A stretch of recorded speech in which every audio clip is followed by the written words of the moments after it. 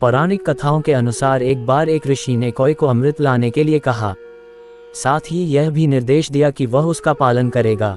उन्होंने कहा कि यदि कौए ने उनकी बात नहीं मानी तो उसे इसका कुफल भोगना पड़ेगा। कहा जाता है कि उस समय कौवा सफ़ेद रंग का होता था।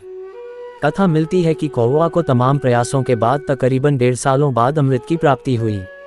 उसे देखते ही कौए के मन में उसे पीने की चाह हुई, लेकिन उसे ऋषि की बात याद आई कि उसे अमृत का पान नहीं करना है।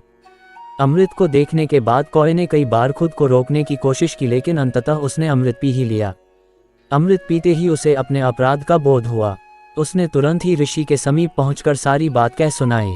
कथा मिलती है कि कौए की बात सुनकर ही ऋषि ने क्रोध में आकर उसे शाप दे दिया। उन्होंने कहा कि तुमने मेरी बात न मानकर अमृत का पान किया है। यह अपराध क्षमा के लायक नहीं है। आज के बाद समस्त मनुष्य जाति तुमसे नफरत करेगी। तुम्हें अशुभ पक्षी के रूप में देखा जाएगा। इसके बाद ऋषि ने कौए को अपने कमंडल के काले पानी में डुबो दिया। मान्यता है तभी से कौए का रंग काला हो गया।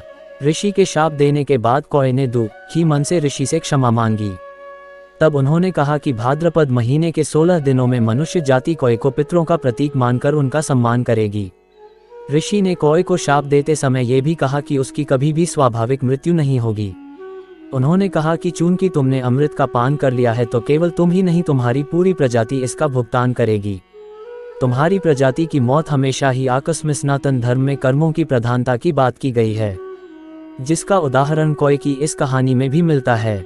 यानी कि आप जैसे कर्म करते हैं वैसा ही प्रतिफल भी भुगतना पड़ता है। यही वजह है कि सदैव शुभ कर्मों की रूप से होगी। तो दोस्तों, एक छोटा सा कौवे की कहानी आपको कैसा लगा? अगर आपको कौवे की कहानी अच्छा लगा हो तो मलिया भाई यूट्यूब चैनल को सब्सक्राइब करें, लाइक करें, ट्यूब चैनल को शेयर करें।